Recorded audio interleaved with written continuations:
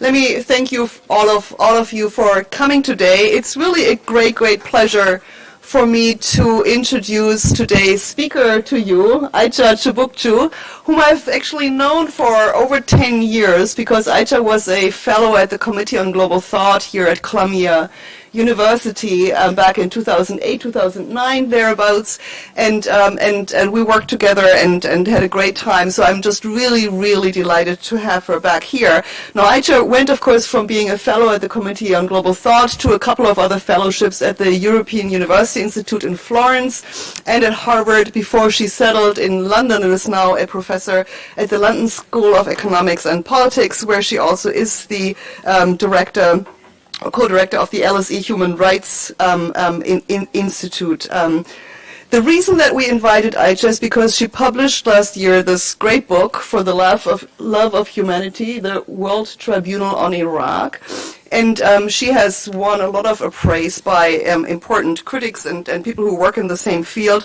Let me just quote from Sam Moyne, who teaches at Yale Law School, that anyone concerned with the fate of cosmopolitanism in our era and of the love of humanity and perpetual war must read this book. Others have said that this is really a key book that confronts the conflicts between the legal and political perspectives that dominate our understanding of international affairs. This is Talal Assad. And finally, Stephen Hawkwood of the University of London says, Ayça Çubukçu's outstanding book offers thought-provoking arguments alongside first-hand reflections of the World Tribunal on Iraq. So without further ado, I really want to give you as much time as you can. Ayça, thank you so much for coming. Thanks everyone for coming as well. And let's hear about your book. Thank you, Katharina. Thank you very much to Professor Pistor for the invitation, to Maya Al-Kateb Chami and Tasnia Mir for all the logistics. It's a pleasure to be here. I did get my PhD from Columbia, so it feels like I'm coming back home.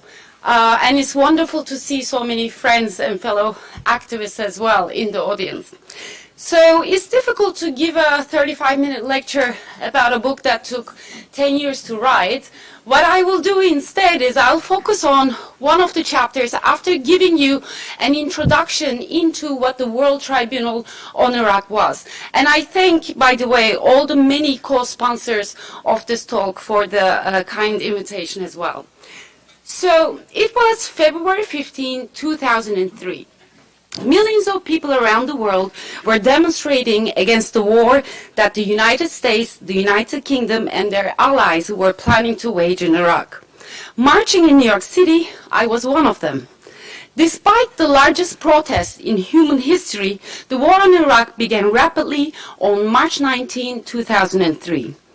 I recall the night that summer I was first told about the World Tribunal on Iraq, which was yet to be named. It was in Istanbul. 3 friends asked me to participate in an international effort which they described to me with remarkable passion. Numerous individuals and groups active in the global anti-war movement, the women said, were planning to put the US, UK, and their allies on trial for crimes committed in Iraq. If official institutions of international law failed to act, they declared, then global civil society had the right and the duty to form its own tribunal to tell and disseminate the truth about the Iraq war. That summer night, they asked me if I had heard of the Russell Tribunal on Vietnam. I hadn't.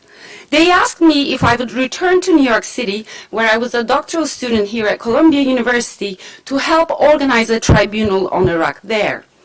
Many tribunal sessions would occur around the world and culminate with a final event in Istanbul, they explained.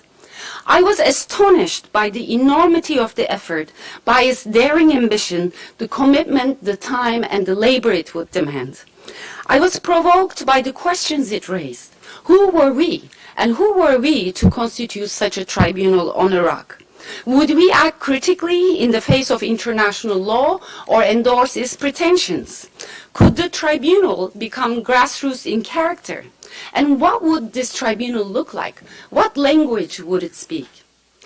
The story I tell in this book, For the Love of Humanity, is based on 2 years of fieldwork with the transnational network of anti-war activists who created the World Tribunal on Iraq, or the WTI, from 2003 through 2005 in 20 cities around the world.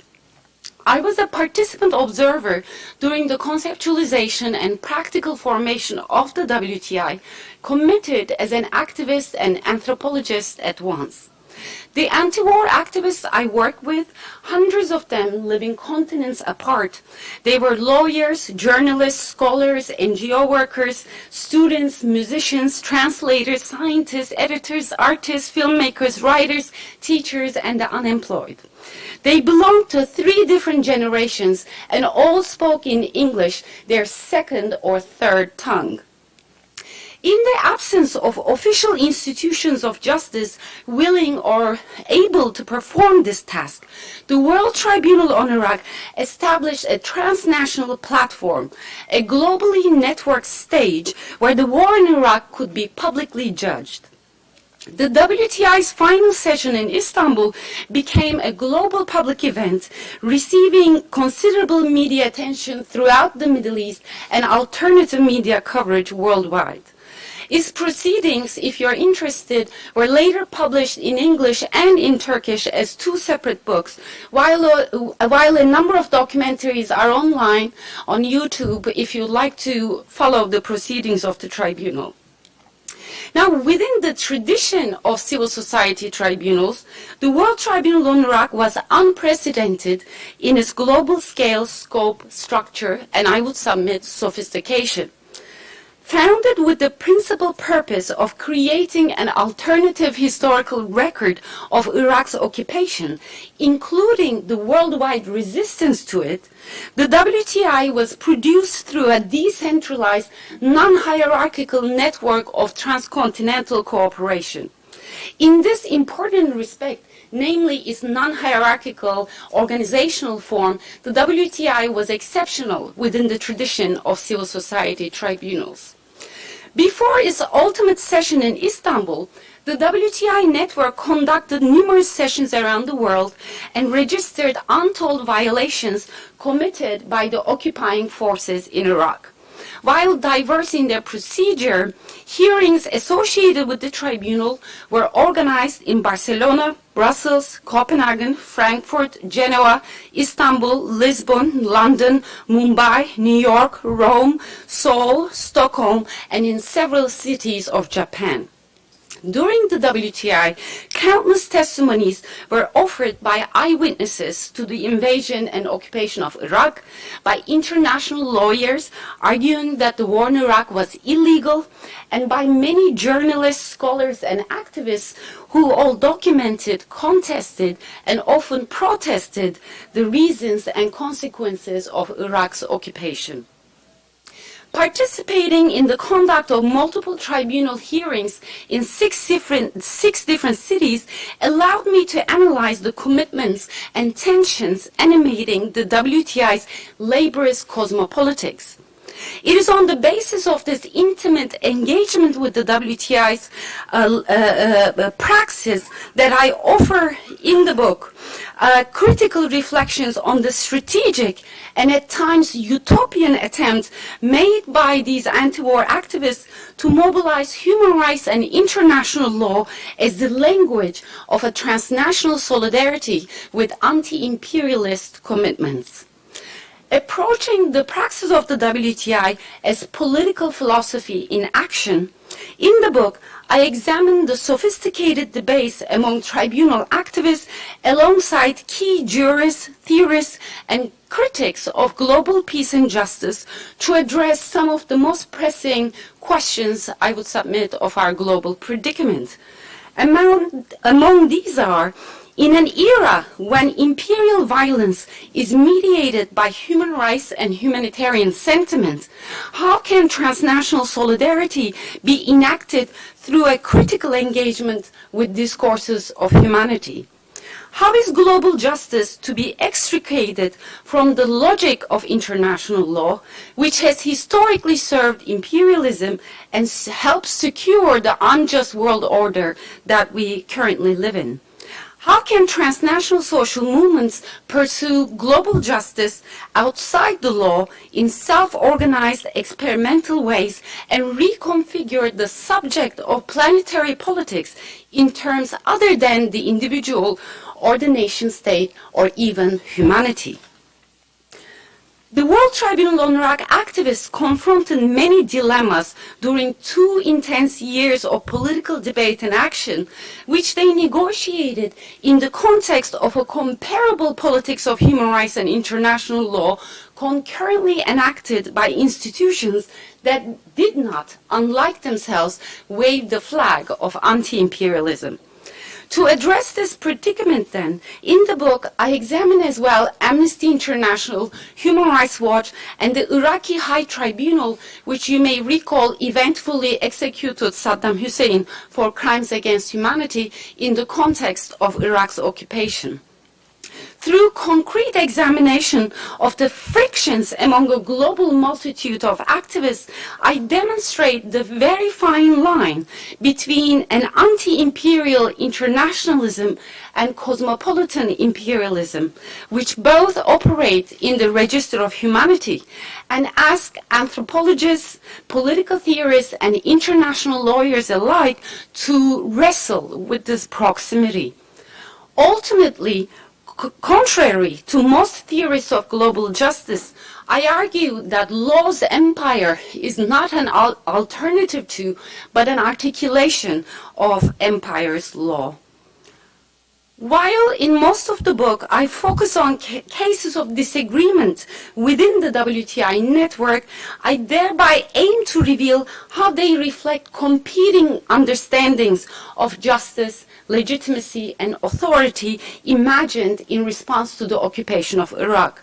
But also, along the lines of Professor Richard Falk, jurist of international law, theorist of cosmopolitan democracy, and spokesperson of the panel of advocates of the WTI's final session in Istanbul, I consider the translingual, transgenerational, transcontinental, and transformative travail that was the WTI as an experiment from the perspective of achieving global democracy.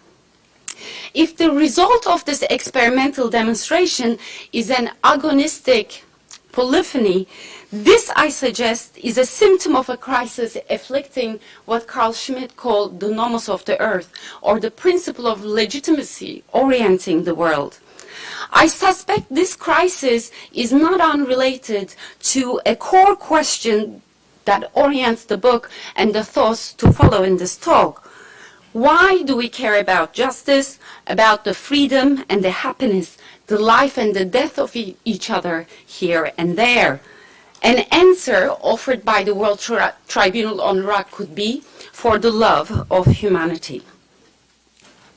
Now, writing for Le Monde Diplomatique, Richard Falk argues that, I quote, "In the absence of formal action on accountability, such informal initiatives as the WTI fill a legal vacuum, at least symbolically, and give legitimacy to nonviolent anti-war undertakings." Elsewhere, Richard Falk reiterates his jurisprudential rationale for the tribunal, appraising that its claim of authority is to some extent ex nihil, that is, without constitutional or positive law foundations. It rests, he says, on an ethos of concern and responsibility for fundamental law and morality, expressive of the impulse to feel, think, and act as a global citizen in an increasingly globalizing world, he says.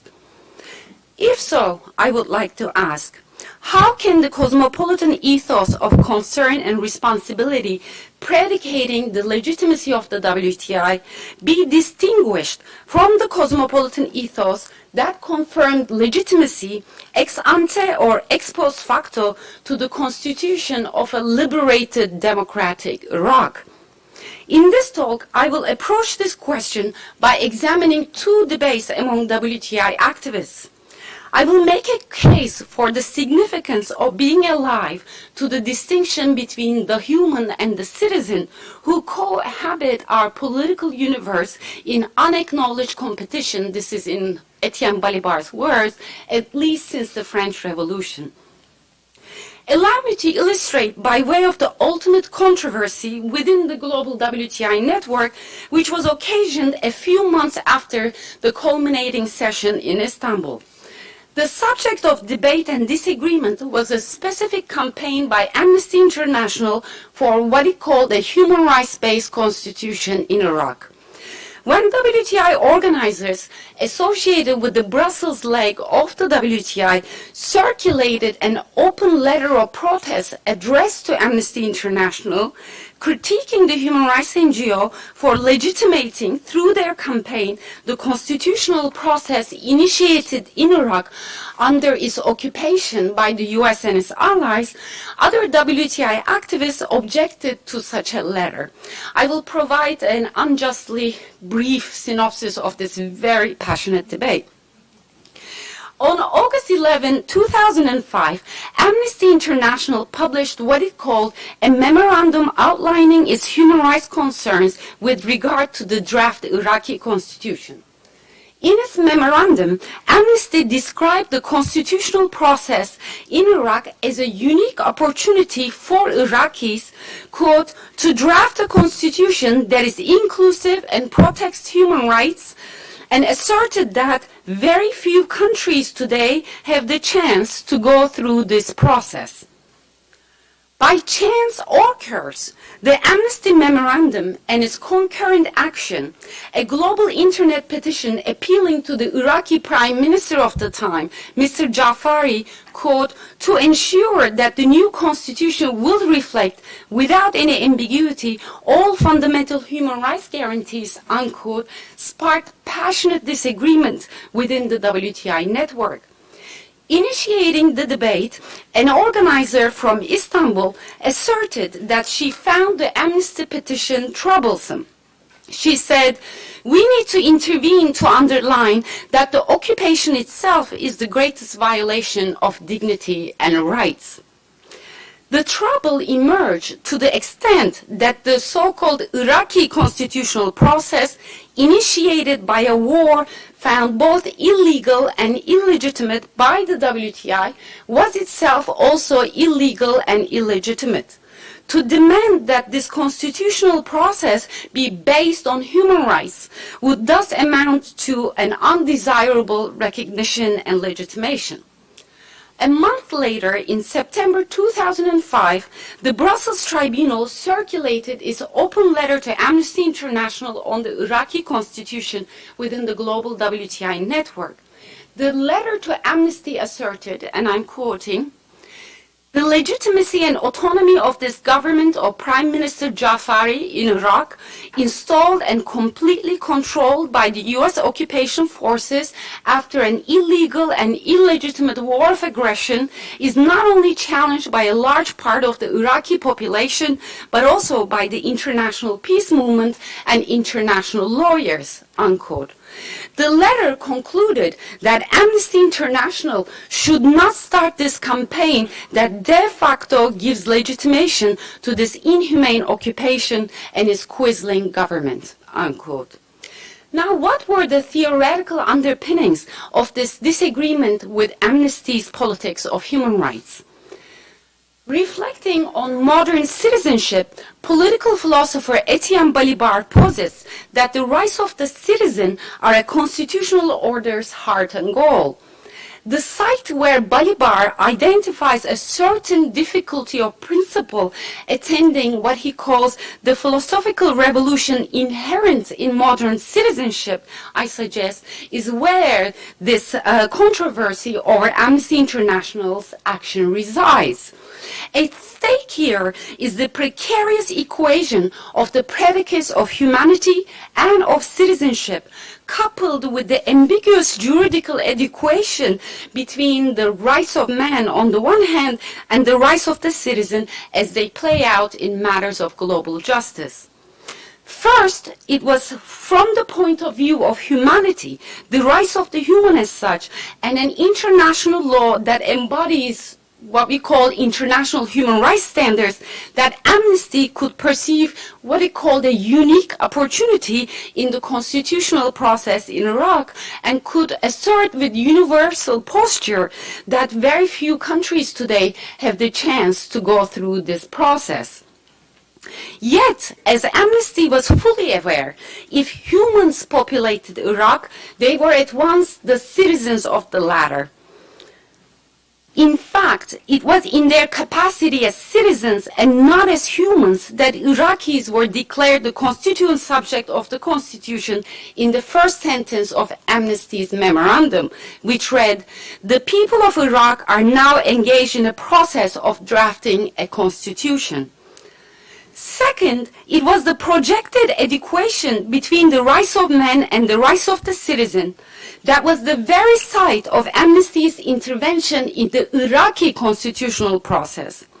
Empowered by the posited identity of the human with the citizen, Amnesty International could perform its intervention even as it seemingly acknowledged the citizens of Iraq as the constituent subjects of their own constitution. Now, I'm suggesting that a careful analysis of Amnesty's position on the constitutional process in Iraq, in conjunction with the controversy it sparked within the WTI network, reveals in Balibar's formulation the duality of interpretations of the idea of democratic constitution of rights. Considering the two sides of the controversy, this duality of interpretations can be summarized in the following terms. On one side was a perspective that privileged the fundamental rights and autonomy of the human over the citizen, over what I named the constituted rights and autonomy of the national citizenry, and on the other side was a perspective that privileged the constituted rights and autonomy of the citizenry over the fundamental rights of the human. More concretely, whereas supporters of the Amnesty action affirmed the Constitution through the universality of principles which they posed within the horizon of humanity, objectors to Amnesty's action deduced from the absence of citizens' national autonomy of decision that the constitutional process as such was illegitimate. Thus, at the birth of a new regime in Iraq, on account of the occupation which realized a new constitutional process, what validated itself in the spectral shadow of a civil war among the multitude we called the people of Iraq was a primary question concerning the very foundation of sovereignty and its moral, philosophical, and political constitution and legitimacy in being. In short, nothing short of what Giorgio Agamben identifies as the very threshold of the political order was called into question. Now, many scholars have commented at length on the essential impurity of right that is provoked into appearance at the point in which the juridical order in auto-foundation finds it impossible to found itself without referring to a prior idealized origin or authority. In the case of Iraq, this essential impurity of right, predicating the ex nihilo act of constitution, appeared only more manifestly in its pure impurity, as the case in question was not one of auto-foundation, but what I've called an alter foundation, not a foundation by the self, but a foundation by the other. As a result, the violent regime change and the new constitution initiated in Iraq by the coalition of the willing in the name of human rights, democracy, and liberation occasioned for WTI activists a confrontation with the very limit attending the democratic idea since its inception. And this is the limit in Balibar's formulation between a universality of principles posed within the horizon of humanity on the one hand and the simultaneous constitution of a national autonomy of decision in the form of popular sovereignty on the other. Now, the tension between the human and the citizen, universal principles and nationally constituted autonomies of decision became manifest in other aspects of the occupation of Iraq and the WTI's praxis. While the WTI was conducted from the perspective of humanity, a national exception was nonetheless asserted when it came to the case of Saddam Hussein. His crimes were left up to the Iraqi people to judge. In this sense, the world could judge the actions of the US and the UK and the United Nations and others, but it could not pass judgment on the actions of Saddam Hussein, over which it said Iraqis had an exclusive claim. Likewise, the US administration was adamant when instituting the Iraqi Special Tribunal that Iraqis themselves had to judge Hussein in a national court, nevertheless for having committed crimes against humanity. Thus, although it would not admit or accept the legitimacy of the Iraqi Special Tribunal as an institution set up by the occupying powers to deliver victors' justice, the WTI appeared to be in silent agreement with the government of the United States on the Iraqi right to sit in judgment over Hussein's life, as it effectively suspended, in the name of national autonomy, its own universal jurisdiction declared within the horizon of humanity.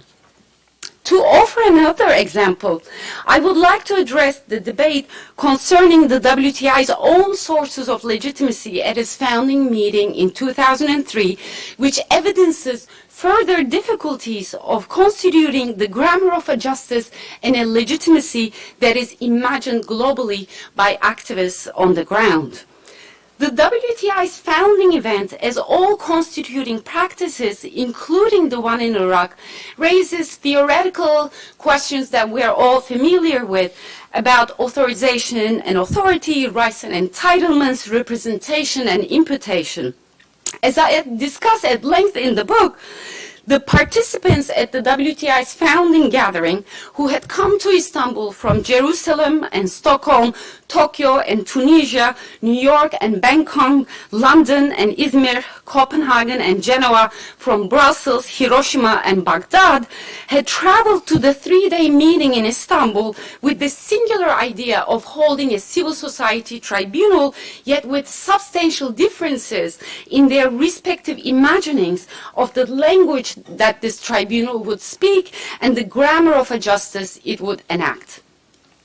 The outstanding tension operative at the foundation of the WTI was, for the lack of a better term, a legalist perspective on the one hand and a political perspective on the other.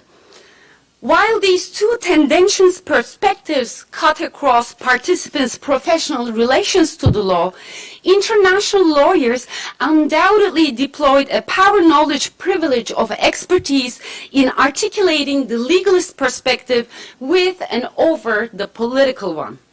On the one hand, lawyers and others educated in the universe of international law often corrected the grammar of the non-lawyer who wished to express politics in the tongue of law.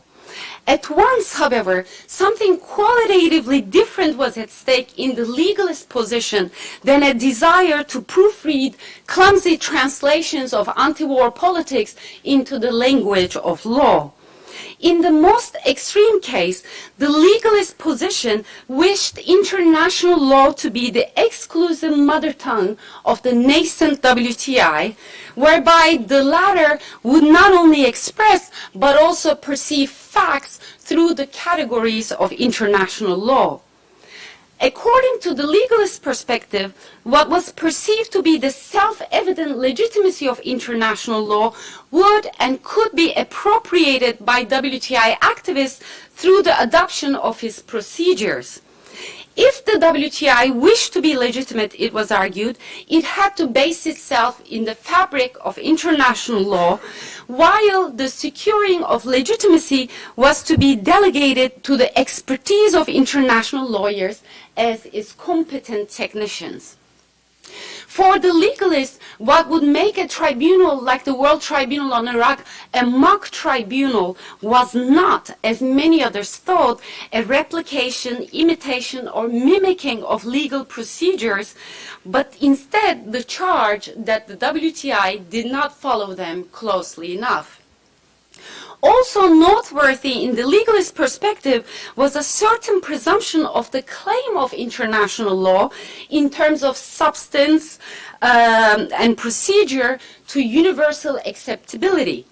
Thus, the legalist position was predicated on the very possibility that the WTI's findings, if the correct procedural regime was followed, could be something that even, as one activist put it, even the most conservative lawyers or ideologues could not refute. In opening the meeting, the founding meeting, however, an activist from Istanbul had introduced a diametrically contrasting vision shared by many other activists around the table. She said, to do this tribunal with credibility and legitimacy, we do not need to replicate existing official forms and mechanisms. This is not a theatrical display of how the officially set up courts and tribunals should have acted and decided and operated if they had upheld international law like they're supposed to. This would belittle our endeavor and undermine it, unquote.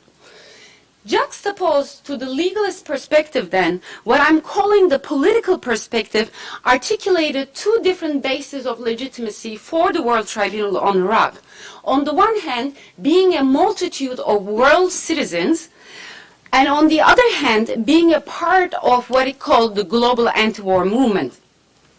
First, what was named the individualist stance at the meeting asserted an endeavor that addressed a political community of global civil society and world citizens.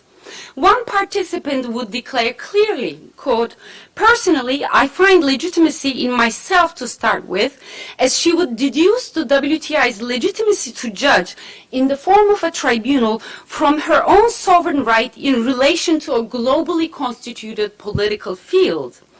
The parallel assertion by many participants of what they called the duty of conscience of any and all persons as one foundational principle for constituting a civic tribunal also falls along these lines, implying, in the words of another activist, that we are entitled as any human being, part of a world society, to protest and take it on ourselves to say to others, this is what should be done. Deserving attention here is the complementarity between any individual's obligation as an official or otherwise, to be held accountable to world citizenry, and any individual's so-called right to judge and ask another to give an account of themselves in the political field of world citizenship. In contrast, those who articulated the global anti-war movement as the WTI's basis of legitimacy found the individualist stance of world citizenship unsatisfactory. One activist would say, we can of course refer to our own conscience, but I do not think individuals come first. We do represent something. Otherwise we can say, well, my legitimacy is myself, and that would not make sense. So how are we doing in terms of time? Okay, yes, so I will cut it here, and with a final observation about the legitimacy discussion at the founding meeting of the WTI, which was startling to me in retrospect, that even after one participant from Baghdad asserted it as a distinct issue, the participants at this gathering, including myself, didn't seem particularly concerned about the legitimacy of an endeavor such as the World Tribunal on Iraq in the eyes of those from Iraq. And this has led me to ask, what is it about practices of transnational solidarity that allows a tribunal like the World Tribunal on Iraq to be constituted with so much reflection on the constitution of the world and the tribunal, but surprisingly not that of Iraq. My conclusion is that what we witnessed at the founding moment of the World Tribunal on Iraq was a shift from affects of international solidarity towards cosmopolitan solidarity, along with its imperial pitfalls. And I would be happy to talk about this more in the Q&A.